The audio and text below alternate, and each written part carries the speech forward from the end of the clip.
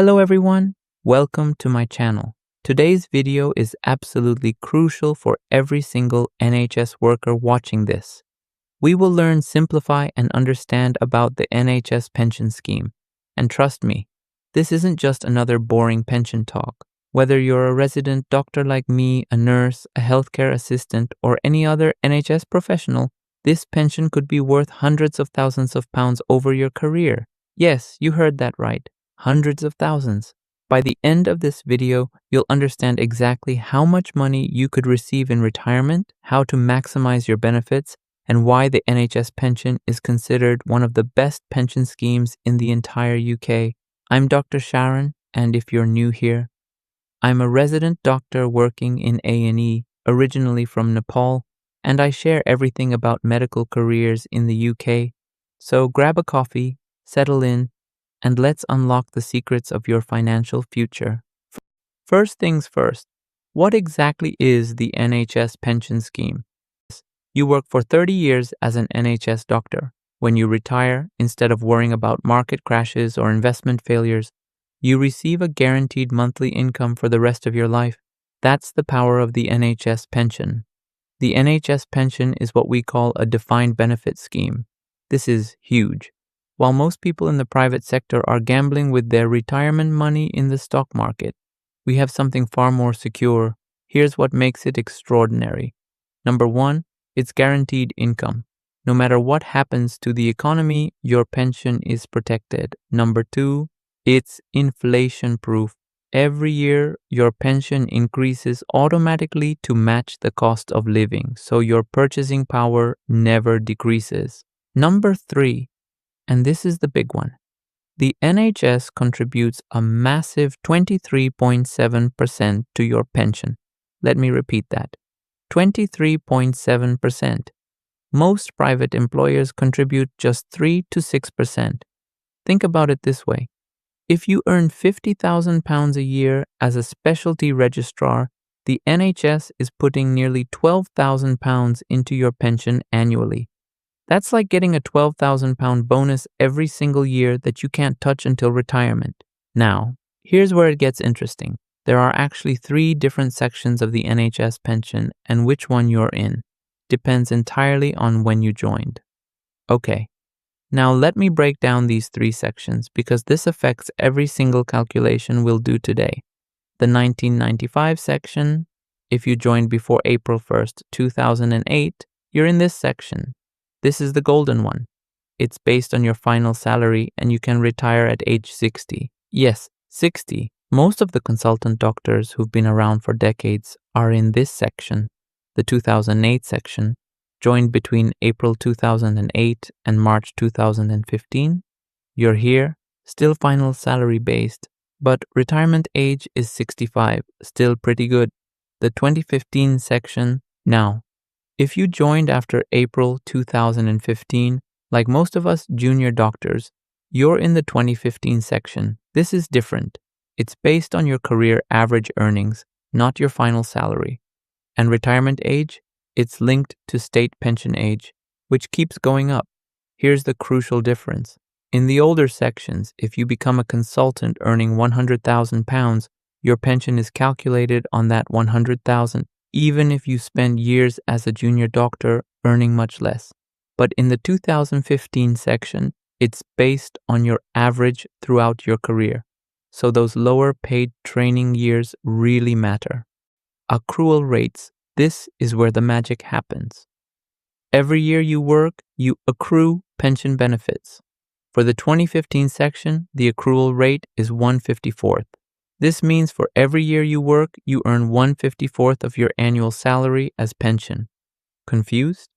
Don't worry. Let me show you exactly how this works with real doctor examples. Let's get practical with real numbers that actually matter to doctors watching this. Let's meet our resident doctor, foundation year doctor, Dr. Rusha. She started as an FY1 in 2020, earning £29,000.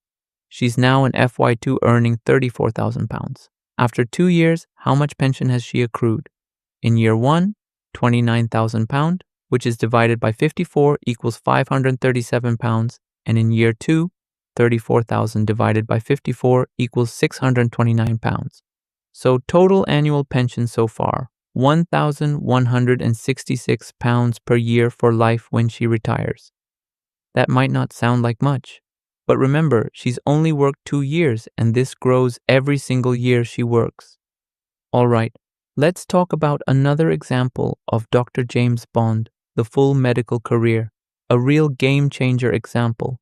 He worked 35 years in the NHS, foundation years, £31,000 average, then core training, £38,000 average, then specialty training, £48,000 average, and finally, consultant years, £85,000 average. Let's calculate his career average. This is important. While foundation training, 2 years at 31,000, that is about 62,000 total. Then during core training, 2 years at 38,000, that is about 76,000 total. While specialty training, 6 years at 48,000, that is about 288,000 total. And finally consultant, 25 years at 85,000, that is about 2,125,000 total. So, total career earnings, £2,551,000 over 35 years. Exciting career average, £72,885 per year. That is why his annual pension will now be $72,885 divided by 54, multiplied by 35 years. And that is, my dear, will be staggering number. That's £47,225,000 per year. And that is for life. But wait, there's more. Remember inflation protection? By the time he retires, that $47,000 could be worth $60,000 or $70,000 in today's purchasing power. Okay, then here's something amazing. At retirement, Dr. James can also take a tax-free lump sum of up to 3 times his annual pension. That's potentially £141,675 that will be tax-free. Yes, you heard it right, tax-free. So he gets £141,000 immediately, plus £47,000 every year for life. Incredible, isn't it? Now, let's compare this to what doctors in private practice or other sectors get. This comparison will shock you. Private pension reality check. Our lovely Dr. Smith works in private practice. He earns more per year. Let's say £100,000. He contributes 10% to his private pension, and his employer contributes 5%. That's £15,000 per year going into investments. Sounds good? Not really. His pension depends entirely on stock market performance. If the market crashes just before he retires, his pension could be devastated. Plus, he has to manage all the investment decisions himself. Should he buy stocks, bonds, property funds? When should he sell? It's incredibly stressful. The NHS advantage. Meanwhile, our NHS doctor doesn't worry about any of this. The pension is guaranteed. The NHS takes all the investment risk. And here's the kicker. The NHS contribution of 23.7% is double what most private employers offer. Real numbers comparison. Let's say both doctors earn the same over their careers and work for 35 years. Private doctor might end up with a pension pot worth £800,000 to £1.2 million, depending on market performance. This could provide £30,000 to £45,000 per year if the markets don't crash.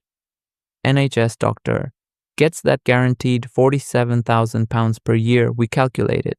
Plus, it increases with inflation. Plus, the tax-free lump sum. The NHS pension is simply superior in almost every way. But there is one disadvantage: flexibility. With a private pension, you can access your money earlier, change how much you withdraw, even leave it to your children more easily. The NHS pension is less flexible, but far more secure. Now let's tackle the burning question: maximizing your NHS pension benefits. So how do you make the most of this incredible benefit? Additional voluntary contributions. You can pay extra into the NHS Pension Scheme. This is called AVC, Additional Voluntary Contributions. If you're earning good money as a consultant but started late, you can boost your pension by paying more. It's often more tax efficient than private pensions. Understand early retirement options. Want to retire early? You can, but your pension will be reduced. However, There's something called ERBO, Early Retirement Reduction Buyout. This lets you buy back up to 3 years of reductions, so you could retire at 62 instead of 65 without any penalty to your pension amount. Tip number 3, don't forget about transfers. If you work somewhere else before the NHS, you might be able to transfer that pension in. This could boost your NHS pension significantly. Keep your records updated. This sounds boring, but it's crucial. Make sure NHS Pensions has your correct address, salary information, and service records. Mistakes here can cost you thousands. Let me leave you with this thought. The NHS pension isn't just a retirement benefit. It's potentially the most valuable asset you'll ever own. For many doctors, it could be worth over £1 million in today's money. Yet so many NHS workers don't understand it, don't maximize it, and don't appreciate just how incredible it really is. If you're watching this and you're not in the NHS, this pension alone might be worth considering a career change for. And if you are in the NHS, congratulations. You have access to one of the best pension schemes in the world. Before I go, remember the McLeod remedy I briefly mentioned? This affects anyone who was in the old pension sections when the 2015 reforms happened. It's complex enough for its own video. So let me know in the comments if you want me to explain that next.